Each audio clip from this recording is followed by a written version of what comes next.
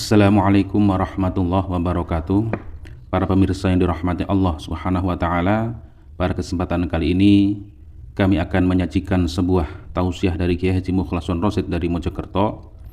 Marilah kita sama-sama menyimak dan mendengarkan apa yang disampaikan oleh beliau. Semoga Kiai Haji Mukhlason Rosyid senantiasa diberikan kesehatan oleh Allah Subhanahu wa taala dan diberikan umur yang panjang sehingga dapat selalu membimbing kita semua ke jalan Allah Subhanahu wa taala. Amin amin ya rabbal alamin. Assalamualaikum warahmatullahi wabarakatuh. Tiada kata yang paling pantas kita ucapkan ing ngersa dalemipun Allah Subhanahu wa taala kanthi ucapan hamdalah alhamdulillahi rabbil alamin. Pilih menopo di mana pada malam hari ini kita masih diberikan Allah satu nikmat iman, khususnya ihsan, sehingga kita pada malam hari ini bisa berkumpul dalam rangka thalabul ilmi, yang untuk malam hari ini kami akan membahas tentang persaksian terhadap Allah sing bener iku kepriben. Persaksian terhadap Allah yang betul itu bagaimana? Sebab sing sapa wonge, barang siapa saat persaksiannya itu benar-benar terhadap Allah, mongko maka sholatnya mesti bener. Sing sapa wonge sholate bener, mongko maka lain sholat itu yo ikut bener. Husnul a'mali nataiju husnil ahwal. Bagusnya laku dohir, hasannya laku dohir, itu ditentukan bagusnya laku batin. Bagusnya lakunya rohaniyah. Lah bagusnya laku rohaniyah itu terletak pada mingkol bin zahidin. Persaksiane menghadapi estu betul-betul nang Gusti Allah kang sejati. Artine estu madepe nang Allah kanthi makrifat. Ada di situ. Husnul a'mal nataiju husni ahwal mingkol bin zahidin. Di situ. Lah, kebanyakan kita sebagai umat manusia,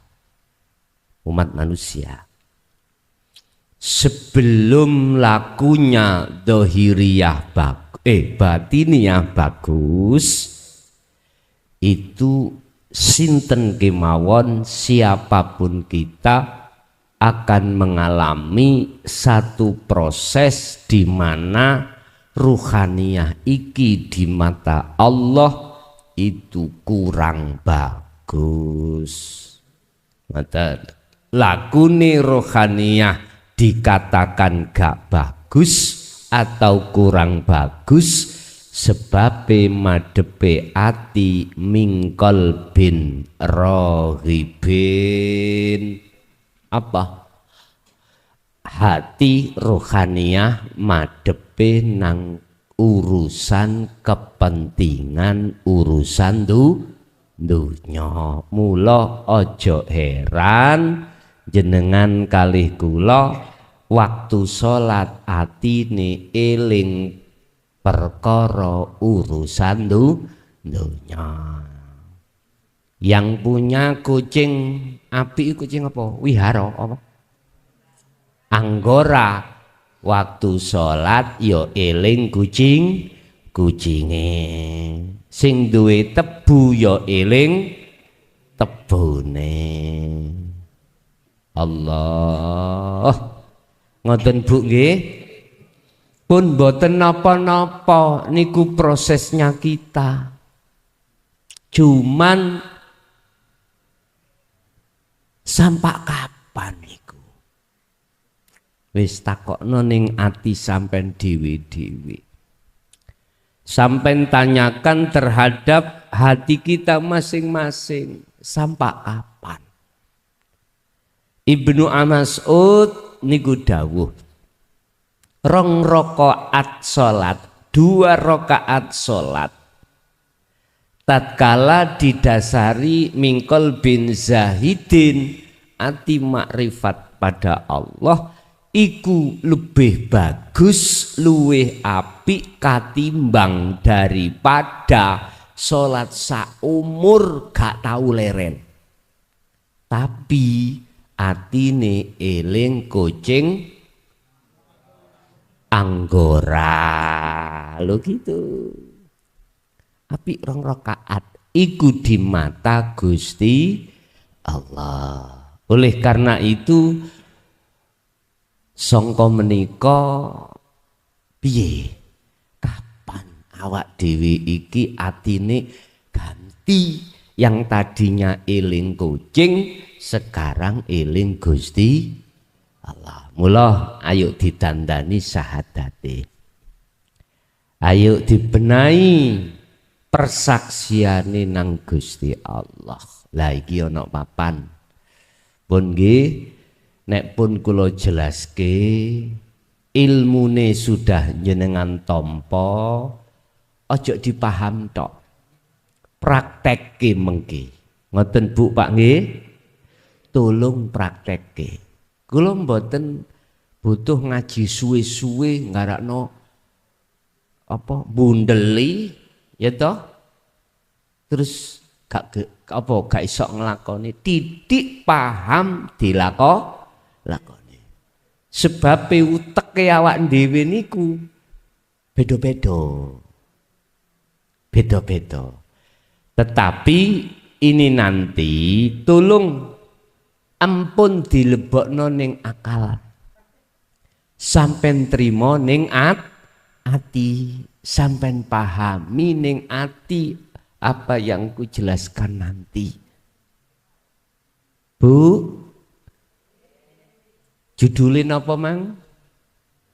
Dandani persaksiane dateng Gusti Allah. Yang tadinya waktu sholat ingat kucing, ben bagaimana caranya ingat terhadap Allah. Dibuka di dalam surah Al-Baqarah ayat 238. Surat napa wau Bu? Al-Baqarah 238. Melih dibuka di dalam surat Al-Mu'minun ayat 1 dan 2. Pun niki dasari. Al-Baqarah wau Allah katakan hafidhu ala sholawah wassolatil wusta. Lakonono salat 5 waktu iku tur ya salate roh, salate ati. Salat 5 waktu itu duduknya di jasmani, ketemunya duhur, asar, maghrib, isya, subuh. Gangsal nggih. Ini maksudnya wassolawah, as-solawah. Tetapi ayatnya di situ ada wassolatil wusta. Maknane cara bahasa umum sholat tengah. Berarti maksudnya sholati roh. Sebab disebut menungso iku ya ana jasmani uga rohani. Ngapunten Pak, nggih kula niki serba repot. Arepe takji, mungguh jenengan sing wis pernah ngalami iki, mesake sing lagi pemula. Bingung. Arepe takji mulai dasar itu mesake jenengan sing wis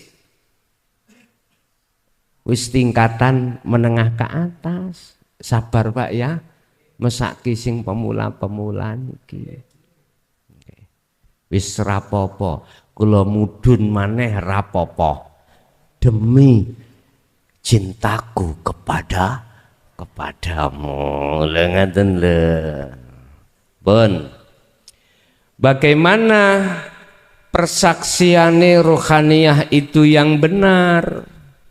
Artinya yang benar kepada Allah.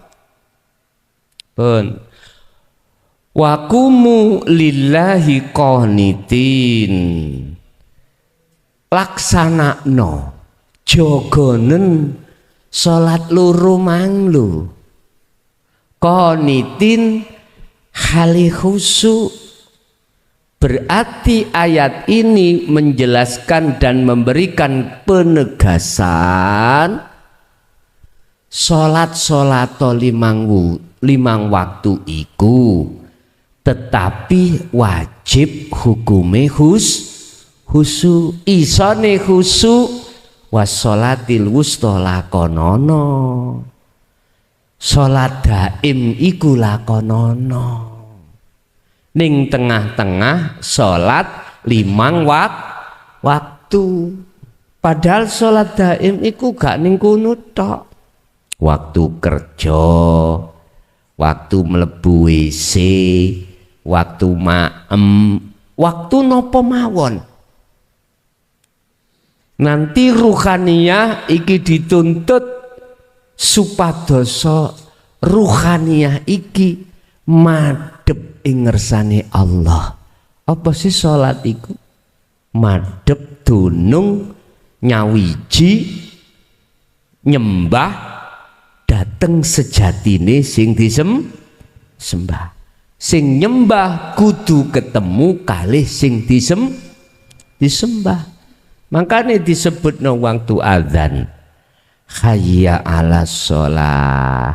Ayo madhep. Ayo madhep. Jane ngono gak apa-apa. Munggo khusus adzan jenengan hayya 'alas shalah sampean gawe ayo madhep. Tapi ojo ning corong ya. Ojo ning corong, ning omah dhewe ning jero kamar gak apa-apa. Tapi nang sampean corong ning masjid musala ya diantem kancingi lawang amin. Pas hayya 'alas shalah dulur-dulur ayo madhep. Aja ben gak dadi gegeran nggih. Ngoten. Lah ketika jenengan estu madhep nekani undangane Allah dalam kurung salat, maka hayya 'alal falah ditegasno kemenangan. Awak dhewe prosesi tatkala sik ati isine kucing ya gak iso. Falah iku mboten saged. Kemenangan iki mboten saged. Kemenangan dugi napa? Kemenangan dari mana? Mujahadatu nafsu. Sebab nyun sewu anane adanya kita sholat ati kelingan teringat kucing sebab dileboni nafsu. Jari nafsu roh iku dibisiki wa yabghunaha iwaja wa yasudduna an sabilillah. Dialang-alangi Pak ruhaniyah sampean kaliku lambe nafsu ngalang-alangi lewat kucing apa mau anggora supe mak kucing nek mboten dikancing lawange kok metu Jadi ya wis gawa apa waktu sholat teringat kucing. Itulah nafsu. Makanya maksud hayya 'alal falah, ayo kita menuju kemenangan. Menang lawan nafsune awak dhewe-dhewe. Mboten saged, Pak. Mboten saged apabila kalau kita tetap tidak mengenal persaksian nyawiji menyang Gusti, mboten saged. Lah, untuk bisa ruhaniyah ini nyawiji menyang Gusti harus ditekakno dinu tauhid. Akhirnya membahas tentang masalah persaksian ini. Nek wis ilmune mengke sampean tampa, aja difaham to, praktekno ning jerone salat. Setuju nggih? Pun tak terangke. Sebab ing dalem surah Al-Mu'minun Allah dawuh qad aflahal mu'minuna alladzina hum fi sholatihim khashi'un. Sungguh beruntung hanya orang-orang yang beriman yang sholatnya itu betul-betul khusyuk ketemu Allah. Ngoten dah. Jenengan nekani undangane Allah, ketemu ambek sing ngundang. Sinten Pak sing ngundang jenengan kali kula? Gusti. Makanya azan iku minangka undangan, diceluk jenengan.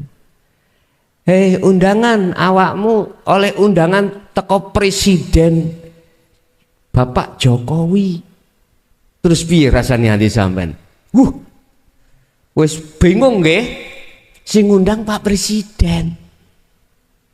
Piye cara jenengan kali kula sebagai masyarakat kecil mendapat undangan raja atau presiden?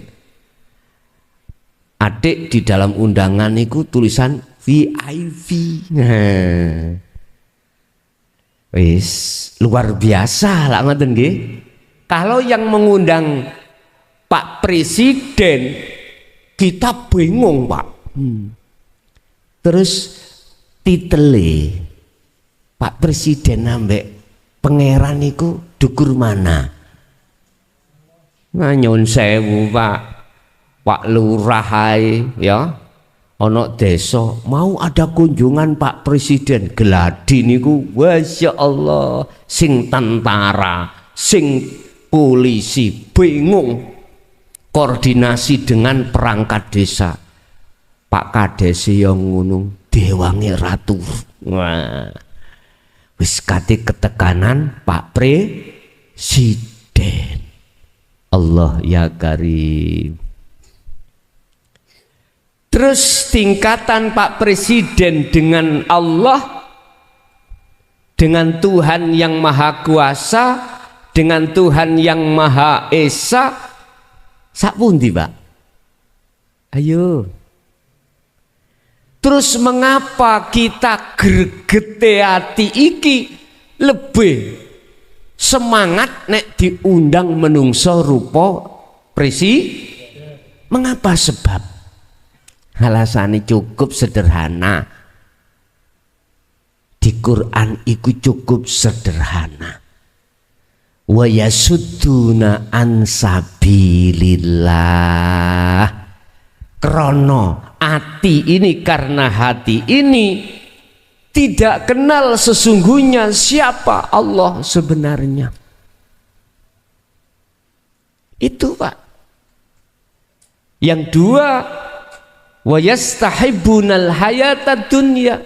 Nafsu dalam diri kita itu Bapak Ibu selalu membikin pokal gawe bagaimana caranya ruhaniyah itu tidak bercinta pada Allah tetapi bercinta pada presiden. Di situ pun pinter nafsiku olehnya kamuflase nih Wak. Wes Oleh sebab itu kita ngaji, sudah pertemuan 2 ini kita akan mengenal musuh kita dalam diri kita, yaitu nafsu. Itu bagaimana? Sebab orang yang perang tidak akan pernah menang kalau tidak tahu musuhnya. Nggak akan menang, Pak. Itulah musuh dalam selimut. Sampai tangklet Pak TNI ku ketika di timur-timur, sekarang di Papua. Kalau musuh bangsa dhewe angel estu. Tapi kalau musuh bangsa luar bisa tahu, oh ini musuh, ini bukan. Rasulullah dawuh, "Soiku umatku, besok umatku akan menghadapi peperangan sing paling gede, dari jihad kecil menuju jihad besar." Jihad kecil itu perang secara fisik, perang Khandaq, perang Badar, perang Uhud. Iku Rasulullah mengatakan jihad kecil. Menuju jihad besar, yaitu merangi hawa nafsu. Rupanya ya apa nafsu dalam diri kita, Pak? Ayo kita kenal. Intine mek ngeten, yaiku sifat iki nafsu sing harus kita perangi, yaitu sifat yang mengajak hati itu berbuat maksiat pada Allah. Gelowang suli sifat-sifat sing ngajak maksiat ati dateng Gusti pada Allah. Apa sih maksiate ati? Saya tidak membahas maksiate jasmani lho, Pak. Mboten. Maksiate jasmani sudah maklum. Di syariat sudah maklum. Cuman maksiate hati, ngerujuk dari maksiatnya hati, Rasulullah bersabda, hubbud dunya khati'atun kabiratun. Cintane hati ruhaniyah terhadap selain Allah yang disebut hubbud dunya, yang digiring oleh nafsu dalam diri kita lewat sifat-sifat itu, yaiku maksiat sing paling gede. Contoh niki, ruhaniyahku iku tidak mencintai hidup yang menguasai kucing anggora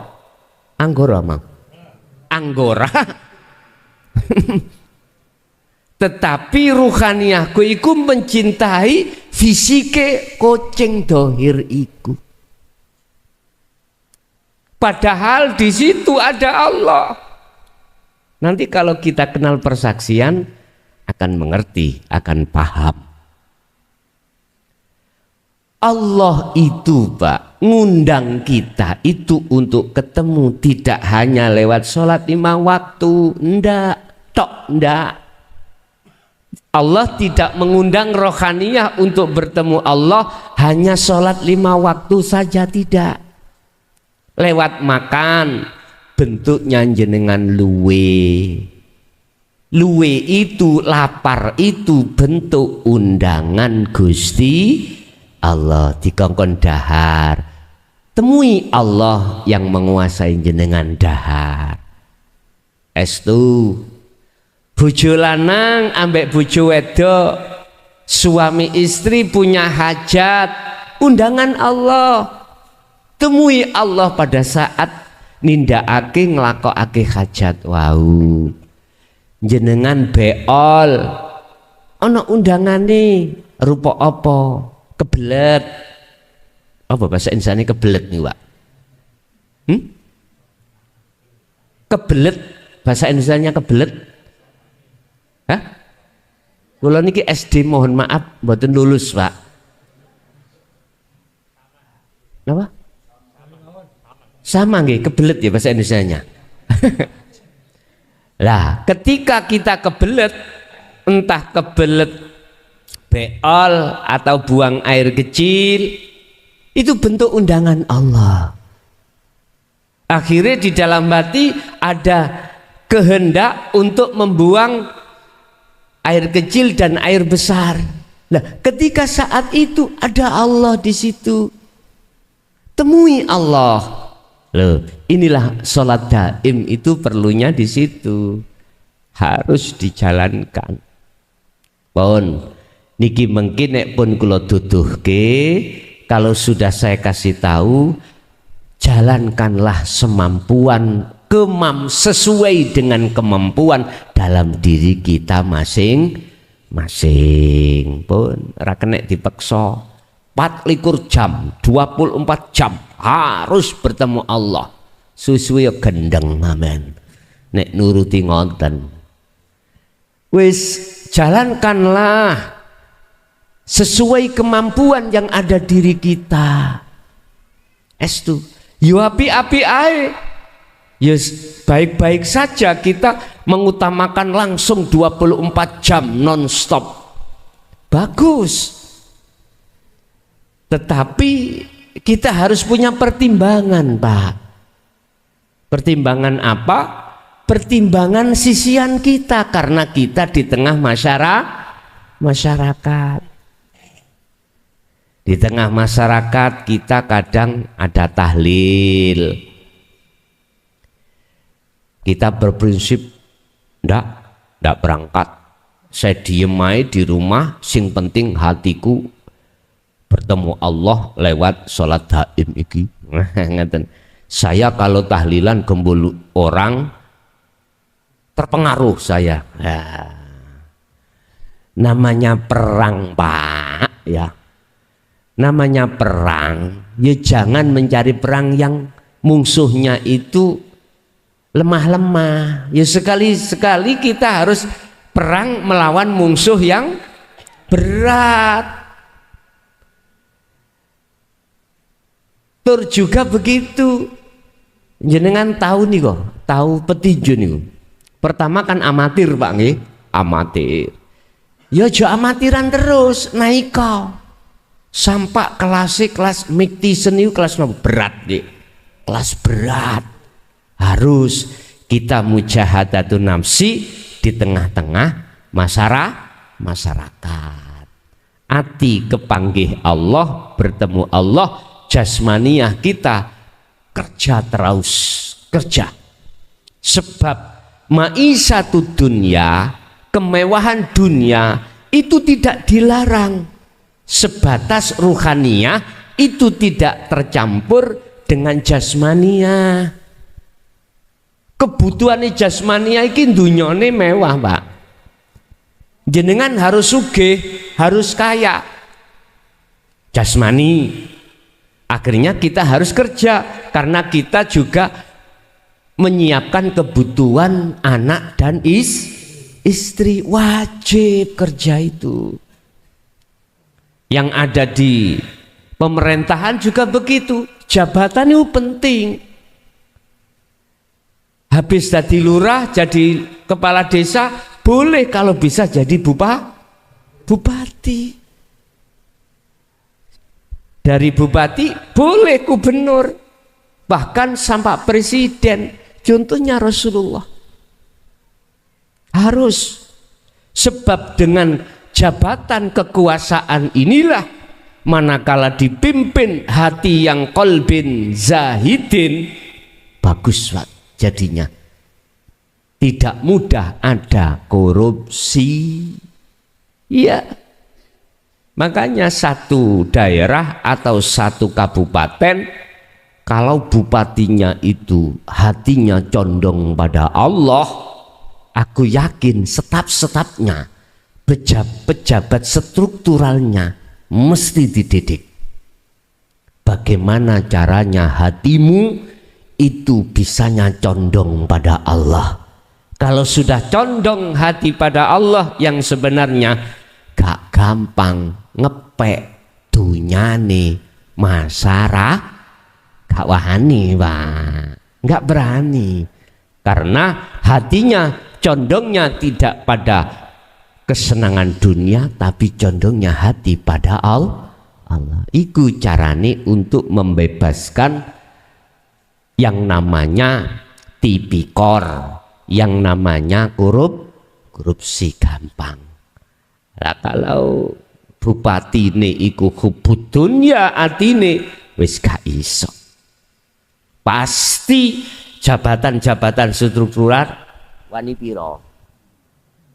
Wani piro? Ini tidak rahasia Pak, sudah.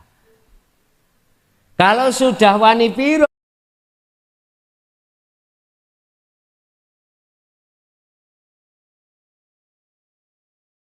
cepat kembali. Terus dari mana modal cepat kembali Pak? Kalau tidak memangkas anggar. Loh, saya tuduhkan. Saya kasih tahu, ini yang sebetulnya enggak rahasia umum. Jadi gak salah para pejabat struktural itu mikirnya ndang uang kembali modal. Estu. Tidak cukup 1-2 tahun loh Pak. Nyun sewu gajinya berapa sih aku takok.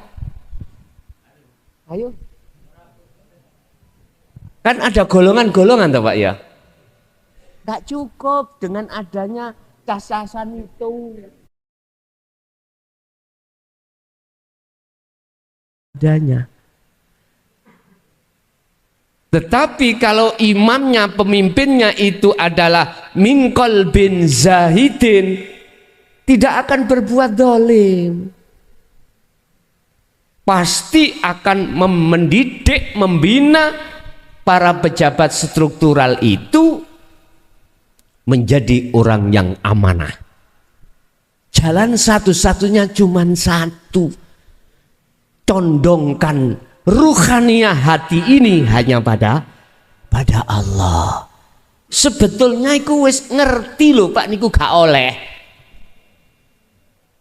Sebetulnya kita sudah tahu kalau itu milik masyarakat nggak boleh. Tapi oleh karena kalah dengan nafsu yang ada dalam diri kita, didasari karena kepentingan, maka kalahlah hati ini terhadap bisikan nafsu. Nafsu membisik kita, alladzi yuwaswisu fi sudurinas, di dada kita semua manusia itu mesti dibisiki nafsu.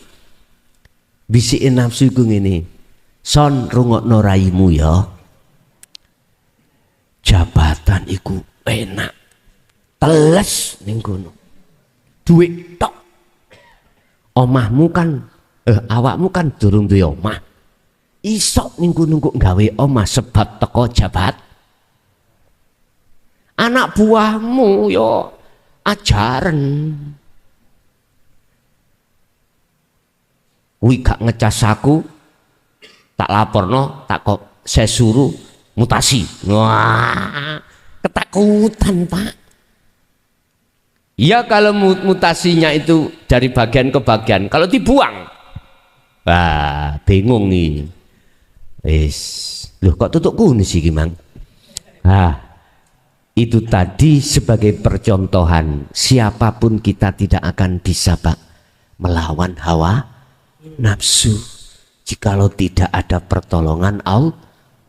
Lah bentuk pertolongannya Allah jenengan dibekali ngelmu supaya paham, kalau sudah paham dipraktekke. Ngoten nggih? Pun monggo sampeyan tingali ning papan. Kita mulai kecil sebelum akil balik kita sudah dididik oleh guru-guru kita tentang persaksian yang sering kita sebut sebagai syahadataini.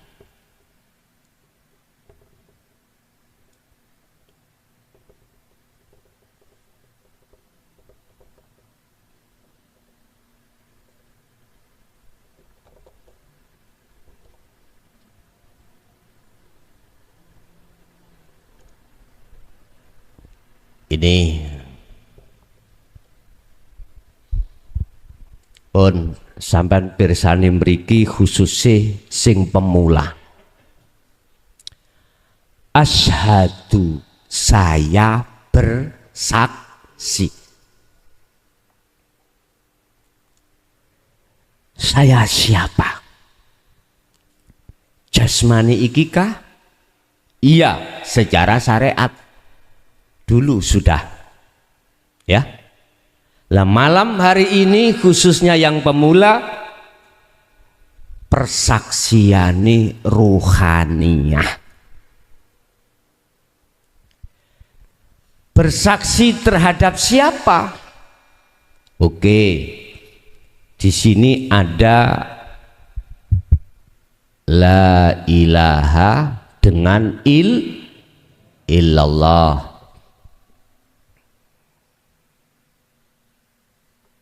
Di sini ada nafi, di sini ada isbat. Apa nafi, apa isbat?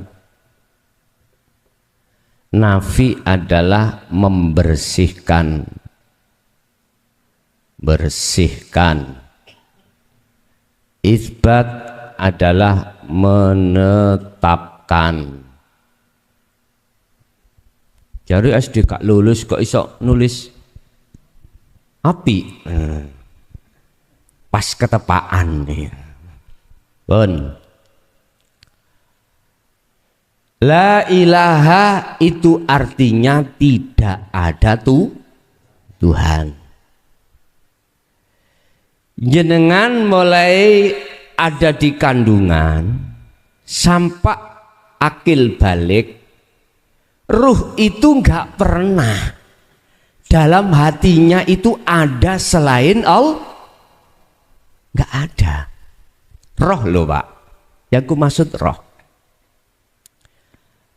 Roh sampean kali kula mulai nukot goib.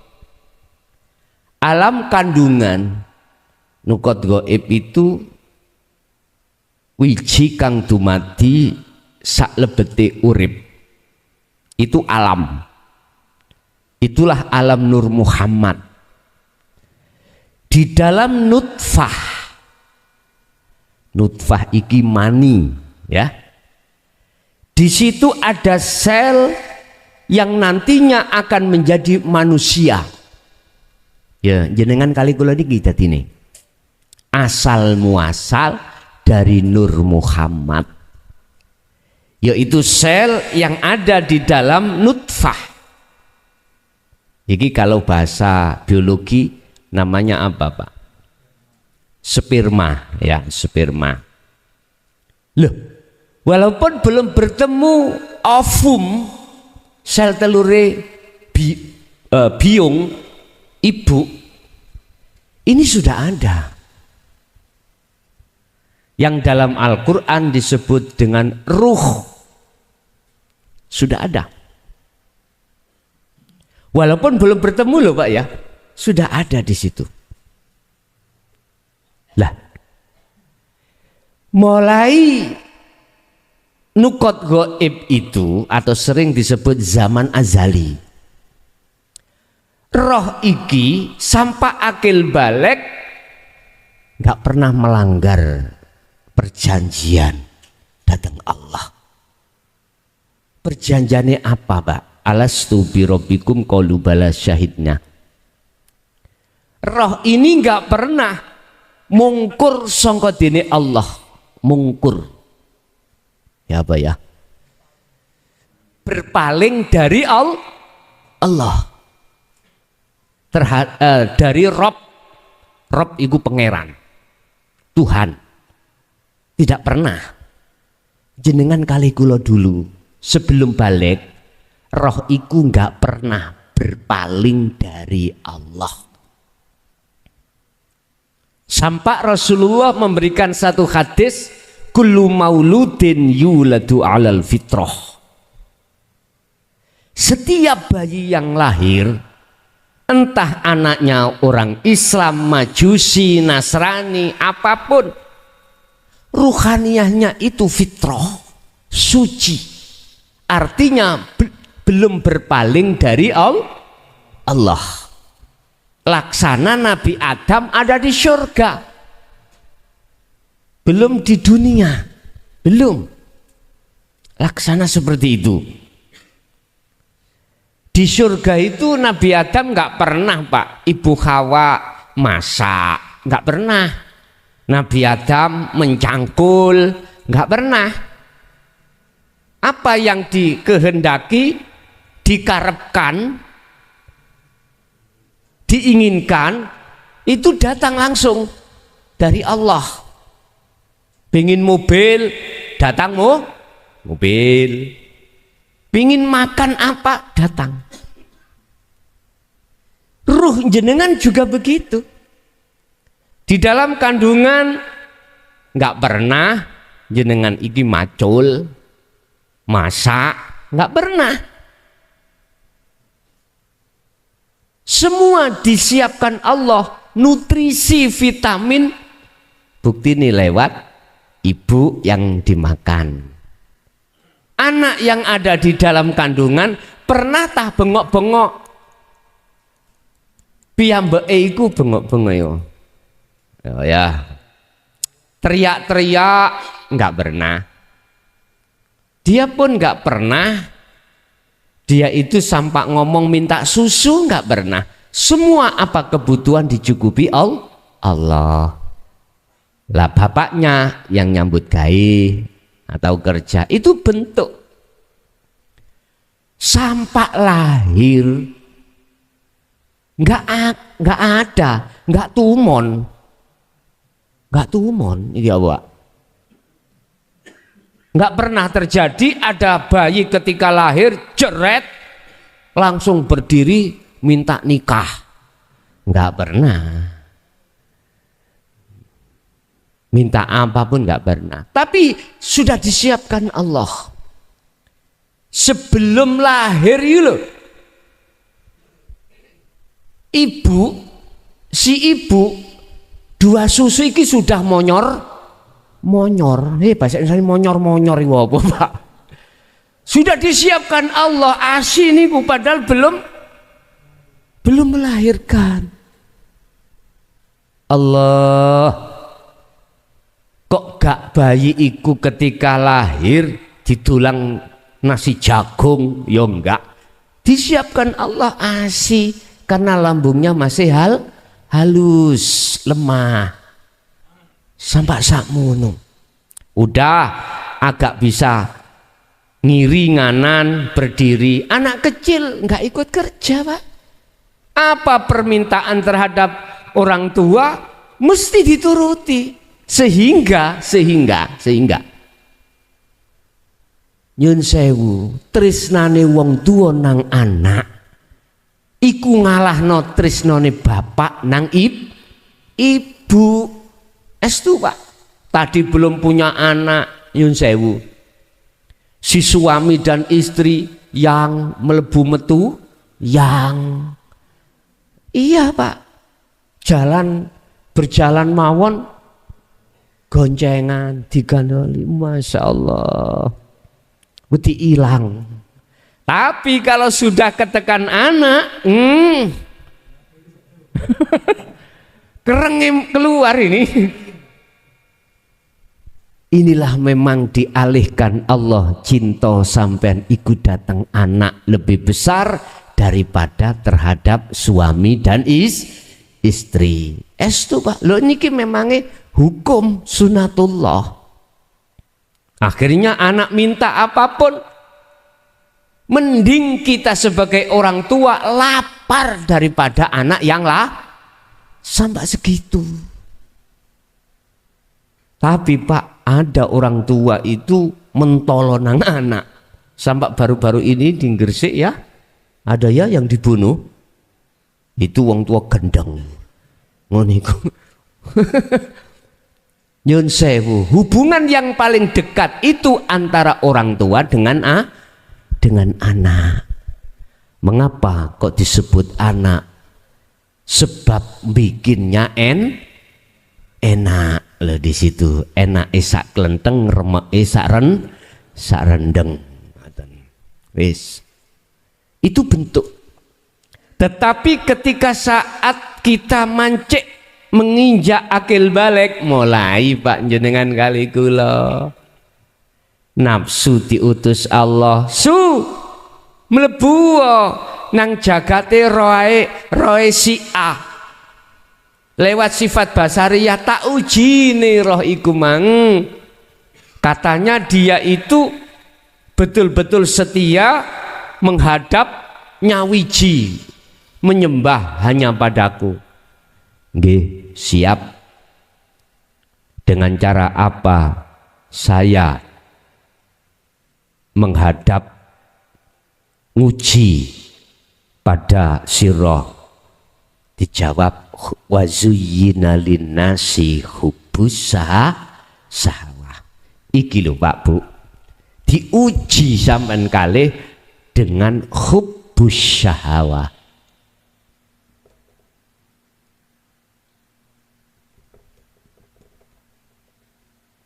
Hubbus syahwat. Hub senenge ati, roh asyahawah terhadap kesenangan yang bersifatkan duniawi, ya wis melepuh belang. Akhirnya jangan heran Pak, anak laki-laki ketika saat akil balik duwe rasa tresno menyang perempuan. Yang perempuan juga begitu, memeti mencari laki. Makanya jangan heran anak zaman sekarang, mohon maaf, ketika saat SMP iku ono sing meteng. Jangan heran, memang seperti itu. Nafsu itu menggodanya, itu seperti itu. Wa ma ubarri'u nafsi innan nafsa la amaratum bisu. Ingat, nafsu tidak akan pernah berhenti untuk menggoda ruhaniyah kita supaya lalai pada Allah. Dengan cara dihadapkanlah kesenangan dunia. Mulai itulah awal proses ruhaniyah berpaling dari Gusti Allah. Akhirnya jangan heran waktu kita betul-betul menyembah di dalam sholat 5 waktu itu teringat terhadap kucing Anggoro.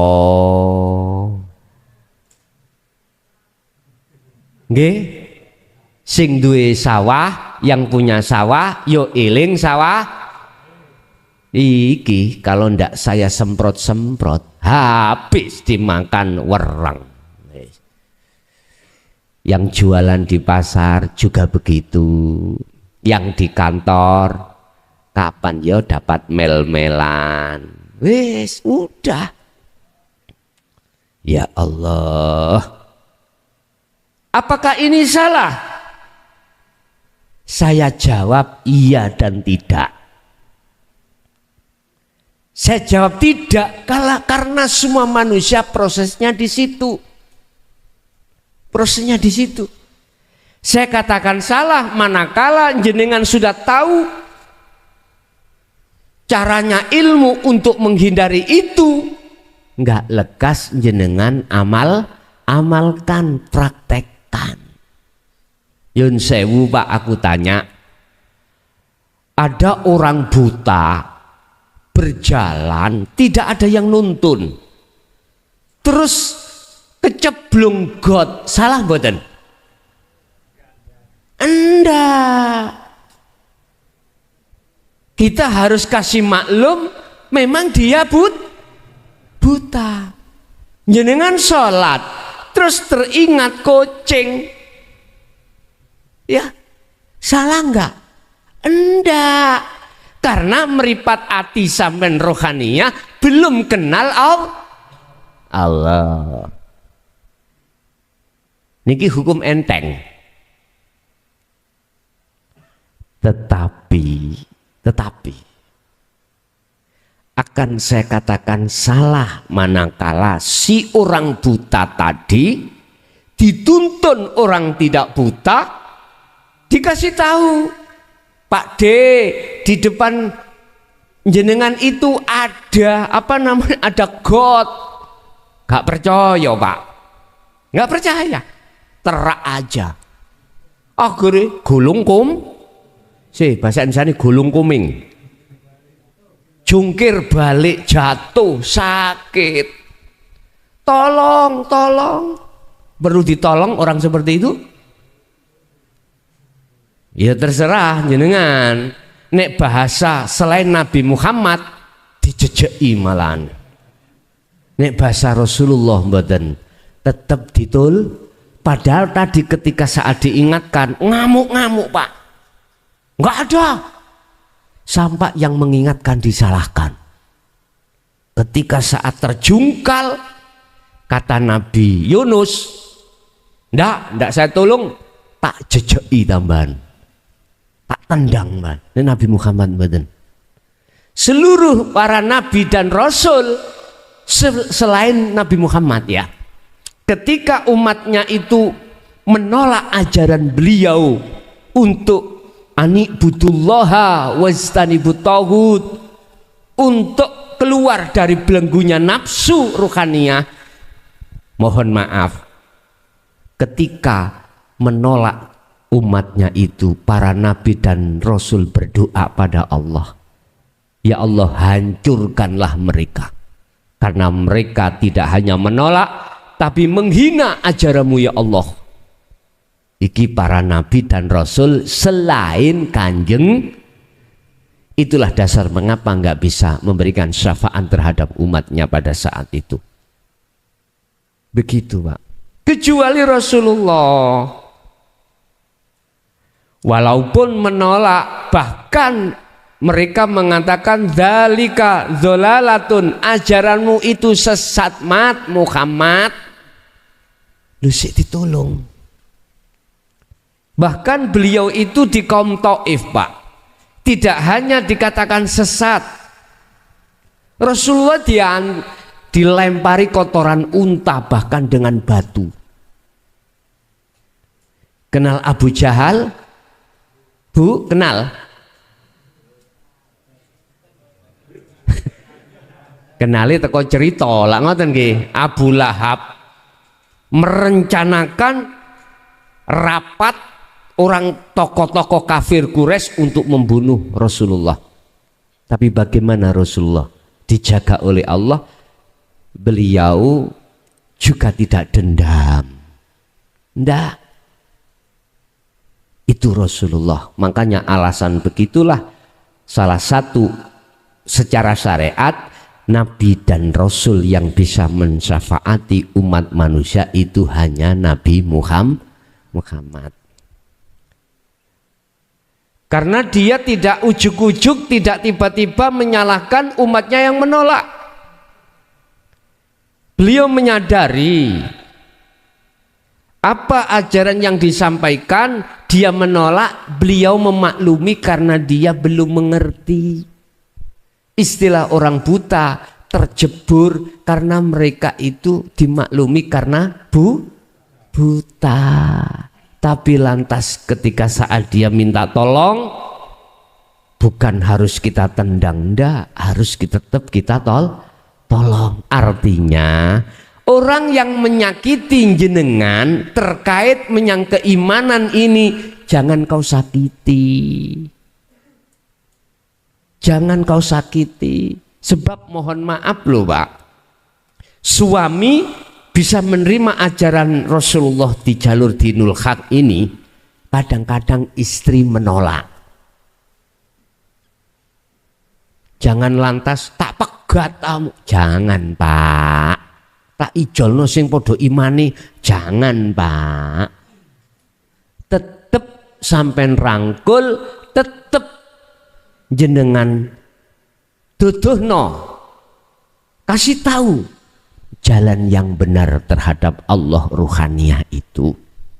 Walaupun dia menolak, Walaupun dia mengatakan ini adalah ajaran yang enggak benar, tetap harus kita ayahi dengan sabar. Gak bisa menyontoh Rasulullah 100%, ya 50% gitu loh Pak. Pokoknya jangan sama sekali lah gitu loh. Udah, kembali kepada persahadatan. Asyhadu itu nyekseti Pak, bersaksi, melihat, menghadap. Terhadap siapa? Harus terhadap Allah. Iki roh Pak nggih. Ruh. Ini harus di sini. Tidak boleh terhadap sesuatu yang sudah masuk di dalam hati jenengan selain Allah ketika saat akil balik sampai umur berapa kita. Macam-macam Pak yang rawuh. Ada yang umur 60 nggih, umur 70, bahkan ada yang 40, 50. Kita mulai akil balik sudah kemasukan Tuhan tuh di sini. Makanya artinya la ilaha, tidak ada Tuhan, artinya semestinya dalam jagate ruh itu enggak ada awalnya selain Allah. Berhubung kadung masuk di dalamnya berupa hubbus syahwah dalam hati, maka nafikanlah, bersihkanlah selain Allah dalam hati. Setelah ini bersih, maka ruh itu melihatnya, bersaksinya benar terhadap Allah. Disebut isbat, tetapkanlah Allah dalam hatimu. Artinya gini Pak, walaupun jasad iki laku apa wae, ati sampean iku kudu iman, kudu ngrasa, kudu ngimani semua apa yang terjadi sing lakokne iku Gusti Allah, apapun tanpa kecuali. Jenengan sholat berdiri, bisanya berdiri itu sebab didirikan Allah. Loh, mana Allahnya? Allah itu nama Pak. Dalilnya surat Al-Fatihah Bismillahirrahmanirrahim dengan menyebut, loh nama toh. Terus yang memiliki nama Allah itu siapa? Di situ disebutkan illallah, itu nama. Banyak ayat-ayat yang menjelaskan tentang yang memiliki nama Allah. Satu saja saya ambil, surat Al-Isra ayat 1, subhanalladzi. Nah niki subhanalladzi asra, hanalladzi asra bi abdihi lailan minal masjidil haram dan seterusnya. Subhana maha suci. Sopo sing maha suci itu? Di situ enggak disebutkan Allah loh Pak. Langsung alladzi, artinya adalah zat. Bahasa kita kampungan, hidup, urip. Urip, asro yang memperjalankan siapa zat bi abdihi kelawan kawulane zat. Siapa? Muhammad. Jenengan iki makhluk. Ya kuwi urip sing nglakokno kuwi tekan omah tekan kini, mulai omah tekan kini. Lah urip utawa jenenge Allah munggo wong Islam di mana? Iki kudu sampean pahami. Di manakah Allah itu? Al-Hadid ayat 3. Huwal awwalu wal akhiru wadh-dhahiru wal batin.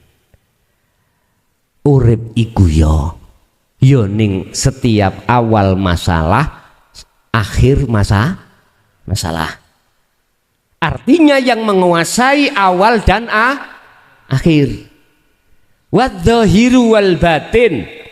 Allah iku yo ning dohir, yo ning batin, ning jero sampeyan, yo ning jaba sampeyan. Iku nek takon Allah ning endi? Iki sik tauhid dasar lho Pak ya. Tauhid dasar.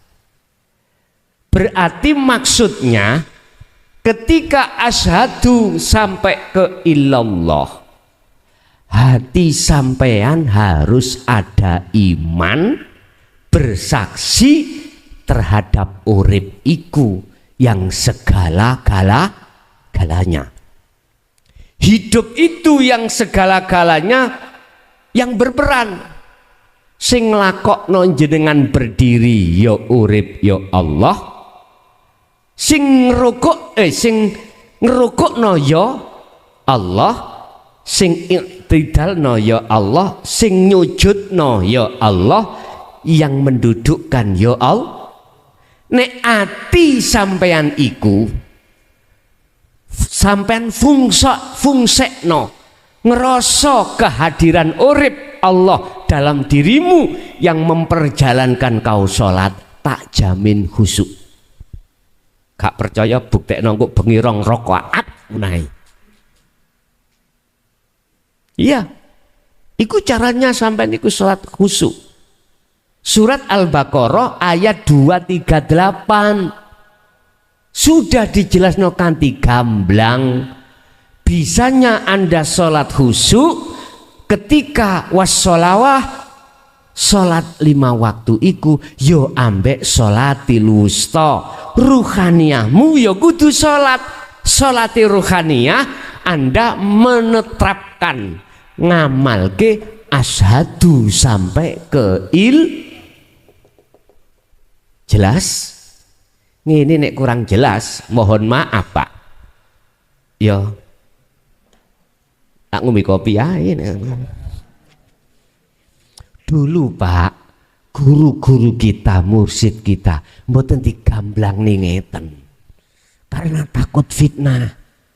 Sinten teng mriki santrine Mbah Yai Husain? Ayo, ana sing tahu dadi santri di Mbah kula mboten? Mbah Mahali. Ada? Kalau niki diceritani Abah. Termasuk Gusmi, termasuk Mbah Sirot, Tulungagung, niku santrine Mbah Mahali ternyata. Kalau diceritani Abah. Akeh sing tahu.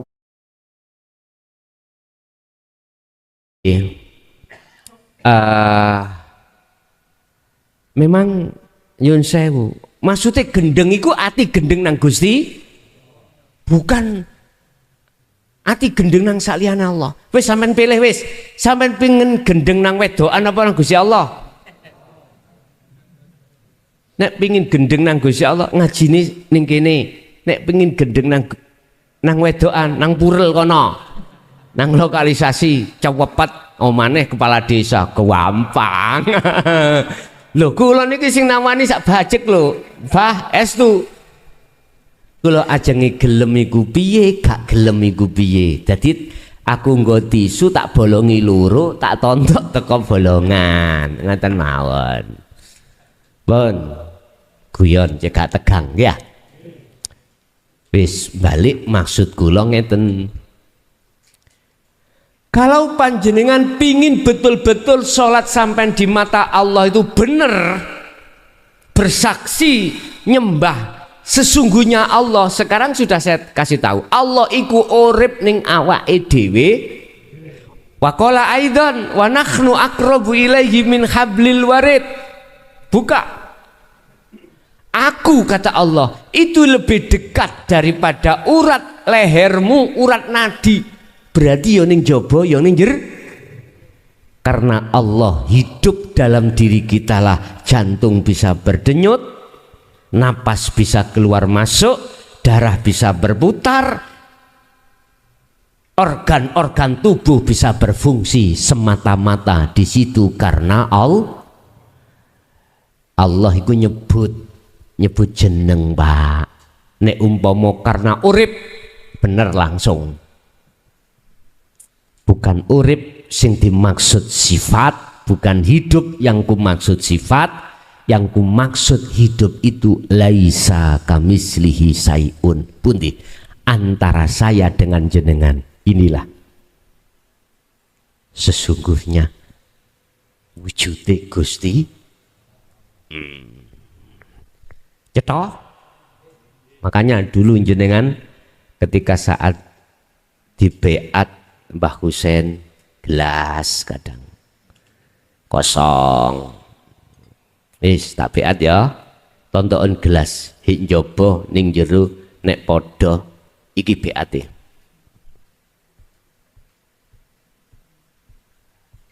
Enek santri ning Mbah Husein mungkin putranya Gus Ma'arif paling. Iya.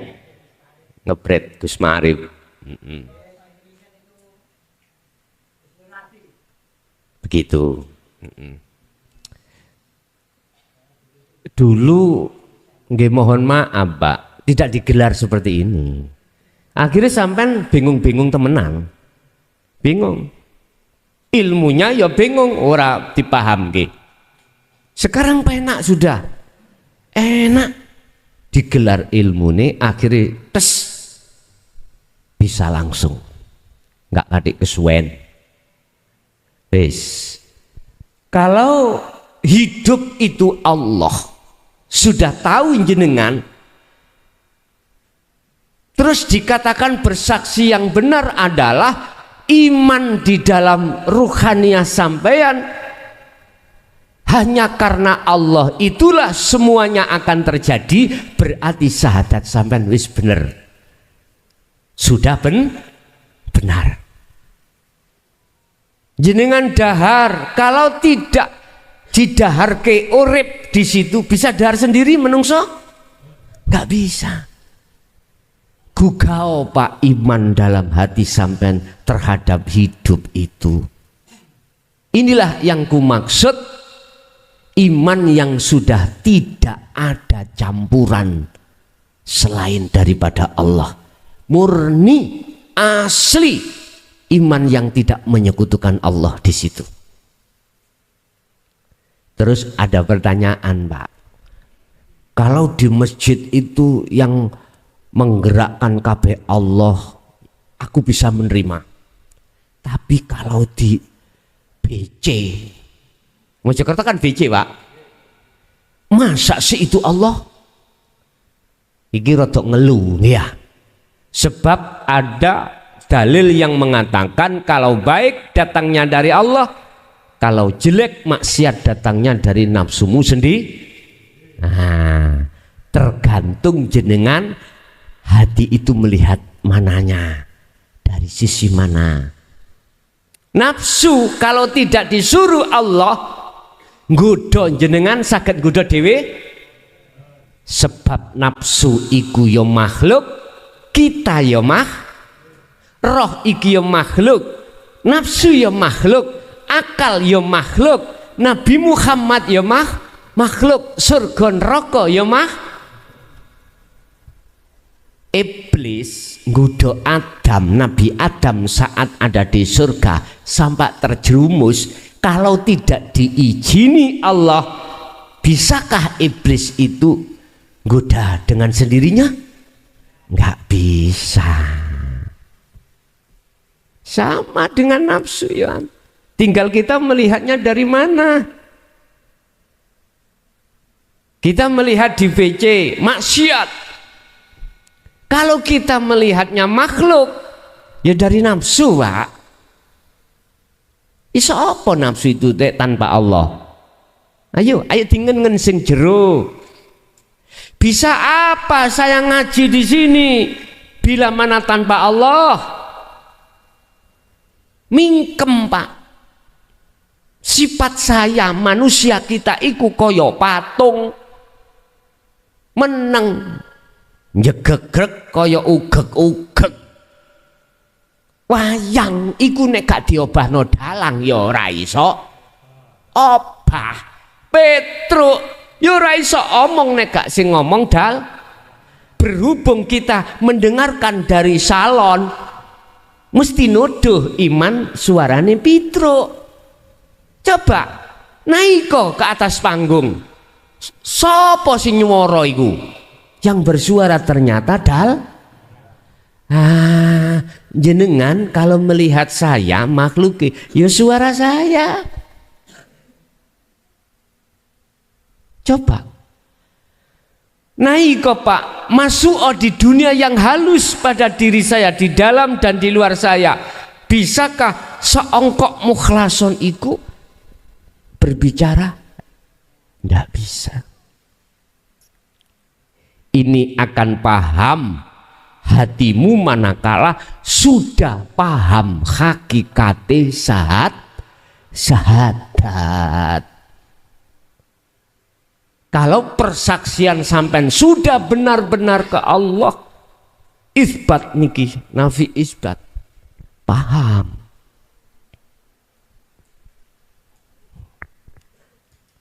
Saged dilanjut, ditingkas nggih, tingkas. Kalau gak butuh akeh-akeh nerangno ilmu, sing penting titik paham dilakoni. Pun garis itu. Wa asyhadu anna Muhammadar Rasulullah, dan saya bersaksi Muhammad iku makhluk. Kanjeng Nabi Muhammad makhluk badan. Jenengan makhluk badan. Selain Allah iku disebut makhluk. Tingkatan Rasul pun makhluk. Iku Rasulullah utusane Allah. Artinya apa yang dilakukan oleh Muhammad itu atas dasar apa yang dilakukan Gusti Allah. Artinya apa Pak? Statusnya kita makhluk itu adalah bagaikan patung laksana wayang.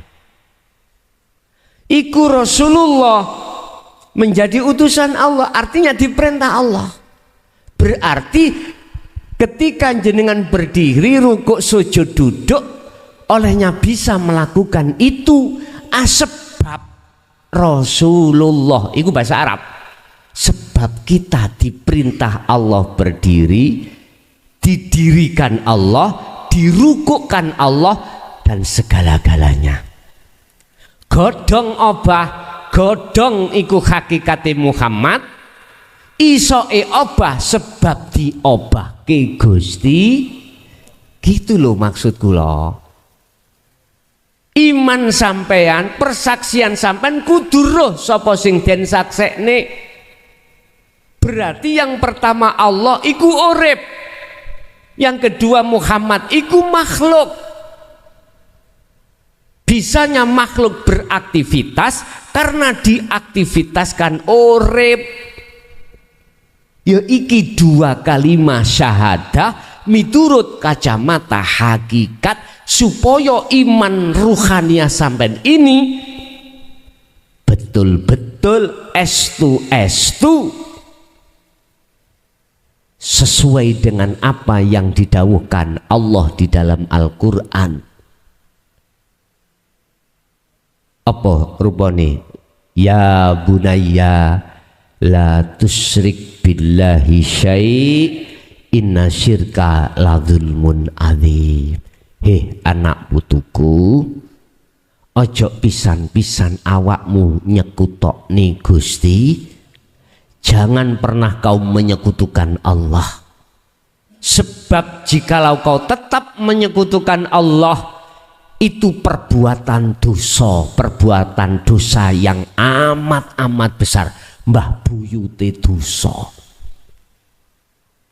Di dalam hatiku contoh ada gambar kucing di situ Pak. Lah iku kudu dihilangkan. Terus bagaimana caranya hilang perkara selain Allah dalam hati jenengan? Carane itu bagaimana? Sesering mungkinlah hati jenengan mempraktekkan fungsinya asyhadu ke ilallah. Bangunkan iman rasa di dalam hatimu hanya pada hidup yang segala-galanya. Ini caranya. Ibu kalau dibelanjani Pak E 1 bulan biasanya ada yang 3 juta, ada yang 2 juta. Suatu saat bapaknya itu gawenan nggak ada, terus 1 bulan dikasih 10.000 1 bulan ya. Jangan lantas ibu langsung ngamuk. Lihatlah Allah di situ yang menghendaki. Enak Pak 10.000 damel tumbas uyah tok, makane nanti makan ikan uyah. Ada yang tidak bondo Pak, sampai ke laut pulang bawa air drum-druman, itu aja. Air kan sudah asin, gak beli toh di laut itu, dibawa ke rumah enak.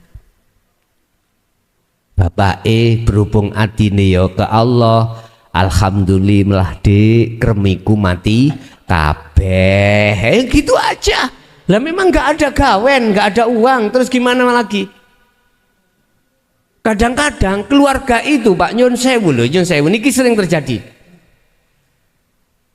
Penggawean gak ada, penghasilan gak ada, direwangi utang.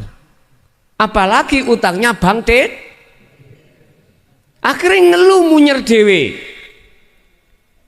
Ya Allah, di mana sih orang gak kepingin cukup, sedoyo kepingin cukup. Tapi suatu saat barangkali kok diparingi Allah ciut utawa sempit, ojo mengeluh. Udah, hati iku sendekno, sandarkan pada hanya Allah yang berkehendak. Aku yakin Allah sudah berjanji, wa may yattaqillaha yaj'al lahu makhrajan wa yarzuqhu min haitsu la yahtasib. Nek atimu takwa, artinya senden bersandar hanya terhadap hidup yang segala-galanya yang mendatangkan, aku yakin Allah pasti akan mendatangkan jalan keluarnya. Itu Quran Pak. Gusti Allah nggak pernah ingkar janji, nggak pernah. Cuman oleh karena kita itu nggak ketemu jalannya, hati masih was-was terhadap Allah karena imani belum mancep. Kalau imani mancep, aku yakin gak mudah goyah. Begitulah kira-kira yang harus kita lakukan. Ibu, bapak, mulai hari ini semampu jenengan praktekkan ruhaniyah itu menghadap Allah. Ruhaniyah dikatakan menghadap Allah di segala sikon apapun, manakala hati jenengan meyakini, merasa bahwasanya semua akan terjadi semata-mata karena hidup di situ. Ingat, hidup di mana-mana, Allah di mana-mana dan tidak kemana-mana. Dan Allah itu lebih dekat dari urat nadi. Udah, ide luwih ide Pak. Caranya sampai mirsani, caranya Anda bisa tahu lewat iman tadi, lewat rasa. Itulah ainul basyiro, matanya ruh itu. Lihatlah dengan cara rasakan, imankan, hidup dalam tubuhmu dan di luar tubuhmu yang menggerakkan dirimu. Itulah Allah Subhanahu wa ta'ala. Wis, kita ambil dari Quran semuanya Urusan percaya dan tidak percaya, saya tidak menyalahkan. Monggo sing percaya, nggih monggo sing boten percaya. Silahkan yang percaya, silahkan yang tidak percaya, itu bukan urusan saya. Sebab ini sak temene ingsun iku aduun mubin, hanya menyampaikan yang benar saja, yang jelas. Tapi nggih mohon maaf Pak, pengalaman selama kulo 23 tahun menyampaikan ini, buka lara yang kurasakan. Kok umpomo kulo angsal milih, saya tidak akan pernah menyampaikan. Karena apa? Cacian dan tidak lebih banyak cacian yang kurasakan. Kok mungkin zamane Al-Halat, zamane Siti Jenar, saya sudah dibunuh Pak. Kata mereka halal darah saya dialirkan. Begitu. Oleh karena zamannya sekarang peradaban, akhirnya bentuk pembunuhannya adalah karakter pada diri saya. Diterorlah saya lewat WA, diteror lewat telepon dan lain sebagainya. Saya sendiri tidak menyalahkan, saya maklumi karena mereka belum mengerti. Arep diapakno, wong mlaku wuto tetap cagak, kata salah no, tak maklumi. Sebab memang gak ngerti di depannya kalau ada cagak. Yang jenengan mawon sing waras, sing melek iki tuntunan sing wuto. Artinya orang-orang dekat kita yang tidak kenal dan bertemu Allah yang sebenarnya, tuntun Pak. A'rif nafsaka wa auladaka wa azwajaka billah. Kewajiban seorang suami terhadap istri dan anak, pertama harus mengenalkan terhadap Allah. Yun sewu Pak, nek akil balik kita kenalkan siapa? Ayo ngomong tak kenal no Allah. Banyak yang mengenalkan tentang masa depan, urusan-urusan kehidupan dunia. Kebanyakan itu memang program sistemnya nafsu. Estu Quran saja sudah dawuh, ku anfusakum wa ahlikum naro. Jagalah dirimu, keluargamu, anak istrimu dari siksa api neraka. Siksa api neraka itu gak usah ngenteni sok dina kiamat. Ning donya iki lho, atimu panas sebab gak kenal Allah. Estu Pak, kula dodol tempe Pak, dodol iwak tahu, luaris. Boso terus ketok laris, omsetku kuwatah, jenengan iku ikut jualan dengan harga yang murah, mutu baik, saya hancur. Marah enggak? Jelas marah saya terhadap jenengan.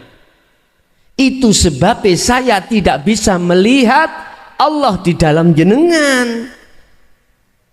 Nafsu memang wayasudduna an sabilillah, menghalang-halangi.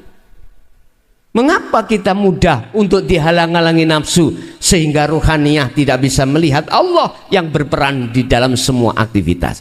Karena aku menolak ajaran Rasulullah di jalur dinul haq, dinut tauhid. Huwaladzi arsala rasulahu bil huda wa dinil haq, ai dinut tauhid. Ini Pak, para masyayikh dulu Pak, termasuk sejarahnya Mbah Husain sampai urusan kepolisian, ya, gegara ngejekno iki padahal itu isyarah, mendahno. Apa bahasane mendahno yuk? Mendahno diterangno seperti blak-blakan seperti saya. ya wis masuk kurungan. Mendahno, bahasa Indonesianya apa Pak? Apalagi diterangkan pada saat-saat dulu itu secara terang-terangan ini.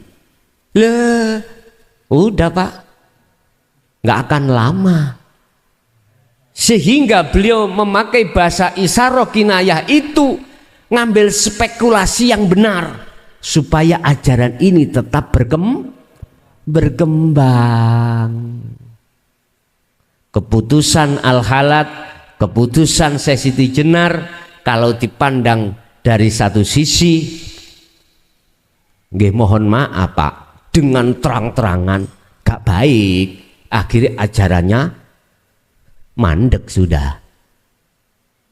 Yang benar dengan cara kinayah dan isyarah.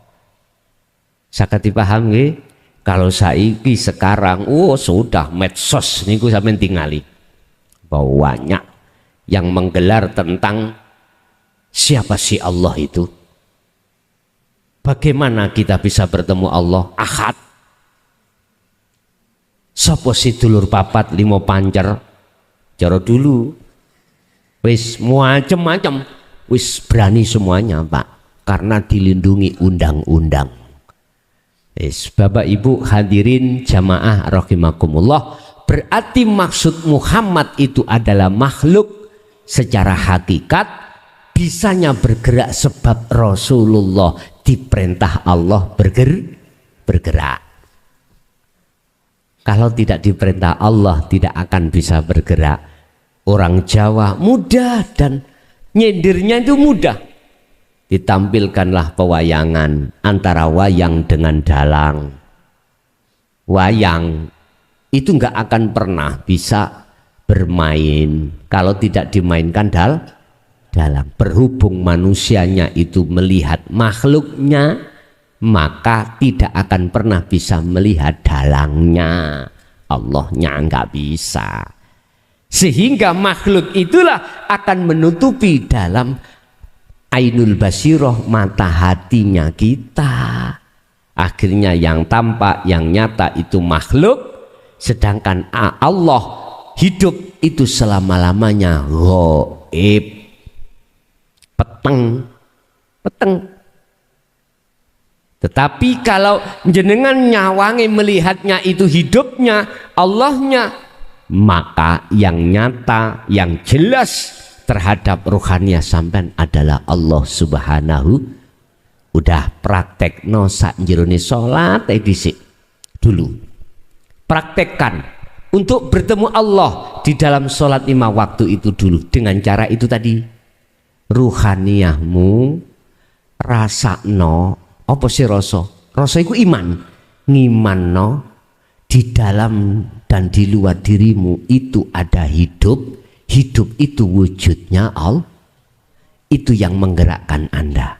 Kalau hatimu sibuk melakukan itu yang ku maksud zikir, maka tak jamin sholatmu bisa khusyuk sesuai dengan surat Al-Baqarah ayat 238. Wa qumu lillahi qanitin ay khasyiin.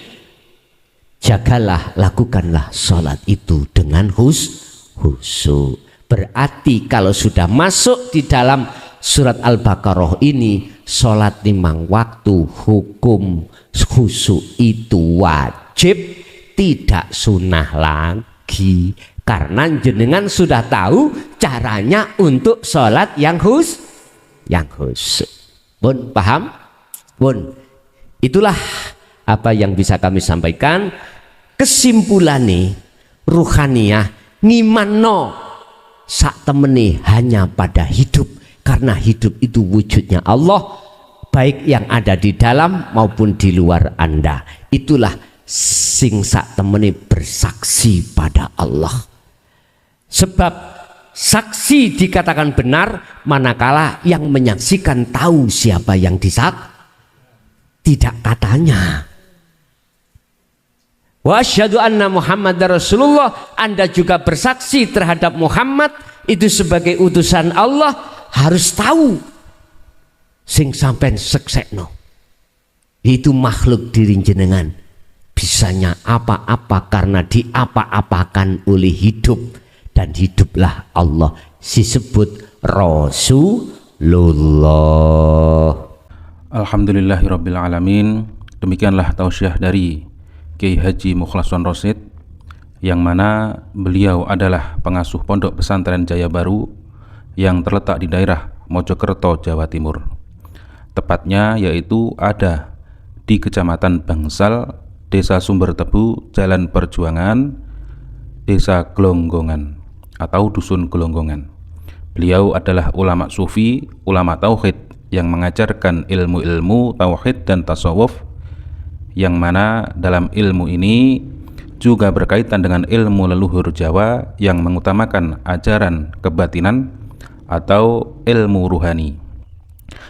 Dan ilmu tasawuf tauhid ini mengajarkan supaya manusia tidak tersesat nantinya. Tahu sejatinya diciptakan itu harus bagaimana, dan ketika sudah meninggal dunia harus ke arah mana jalannya. Semoga apa yang disampaikan oleh beliau Al-Mukarram Kiai Haji Mukhlason Rosyid benar-benar bisa memberi penerangan bagi kita yang buta akan pengetahuan dan gelapnya perjalanan kita untuk menempuh ke jalan Allah Subhanahu wa ta'ala. Demikian, semoga bermanfaat. Wa'afu minkum. Wassalamualaikum warahmatullahi wabarakatuh.